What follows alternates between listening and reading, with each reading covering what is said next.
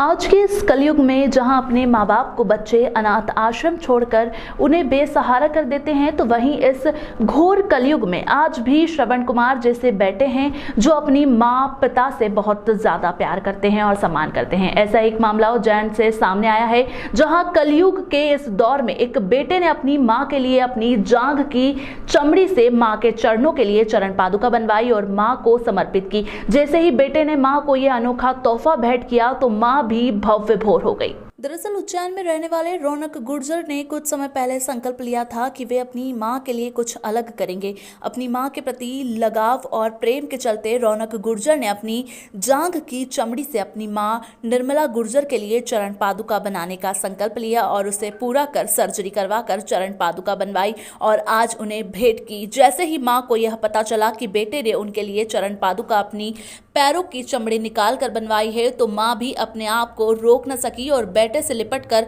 भाव विभोर हो गई। अरे माला डालो, सुनो, अरे माला पूछो क्यों? क्योंकि स्वयं अपने चमड़ी निकाल करके चप्पल बना के लेके आया है।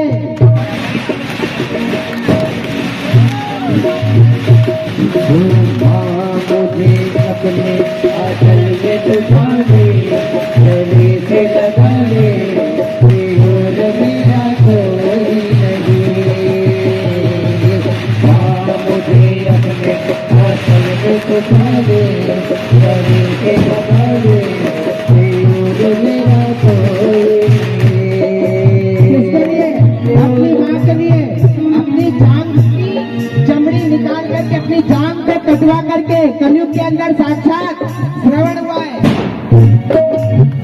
कोई अपनी प्रेमिका के लिए हाथ काट लेता है, कोई अपनी प्रेमिका के लिए, कोई पत्नी के लिए हाथ काट लेता है, कोई अपनी बीवी के लिए पाँव काट लेता है, लेकिन कलयुग के अंदर वहीं दूसरी ओर यह नज़ारे को देख मौके पर मौजूद आम जन भी भावुक हो गए। मामले में जब रौनक गुर्जर से चर्चा की तो उन्होंने बताया कि मैं रामायण का पाठ करता हूं और प्रभु के चरित्र से काफी प्रभावित हूं और भगवान राम ने ही कहा है कि अपनी मां के लिए चमड़े से खड़ाऊ भी बनवा दे तो कम है। बस इसी बात को लेकर मेरे मन में ख्याल आया और मां के लिए अपने चमड़े से मैंने चरण पादुका बनवाई और मां को भेंट की है। मैं बहुत सौभाग्यशाली माँ हूँ। रौनक जैसा बच्चा भगवान हर माँ को दे। उसने मेरे को हर मुसीबत से निकाल के अपने बेटे का फर्ज अदा करा है। अपने शरीर में से चमड़ी निकाल कर मेरे लिए चरण पादुका बनवाई। भगवान उसके हर दुख मेरी झोली में डाल दे, उसको सदा सुखी रखे, अब जीवन में उसको कोई दुख ना आए। मैं कई वर्षों से रामायण जी निरंतर पढ़ता हूँ और श्री राम जी के चरित्र से बड़ा मन प्रसन्न रहता है मेरा और प्रभु की सेवा में लगा रहता हूँ। प्रभु ने खुद बताया कि माँ से बढ़ के दुनिया में कोई नहीं है। मैं रामायण जी पढ़ता हूँ। रामायण जी में दोहे में उल्लेख है कि प्रभु ने कहा है कि अगर अपनी माँ के लिए अपने चमड़े से खड़ा भी बनवा लोगे तो भी कम है। तो मेरे मन ने ऐसा बोला कि यार मेरी माँ को छोटा सा या कष्ट भी हुआ और खुशी भी हुई कि मेरा एक संकल्प पूरा हुआ। आपने संकल्प ले रखा था, इसकी जानकारी आपके माताजी को थी? नहीं, मेरे माता जी को भी जानकारी थी इस चीज़ की।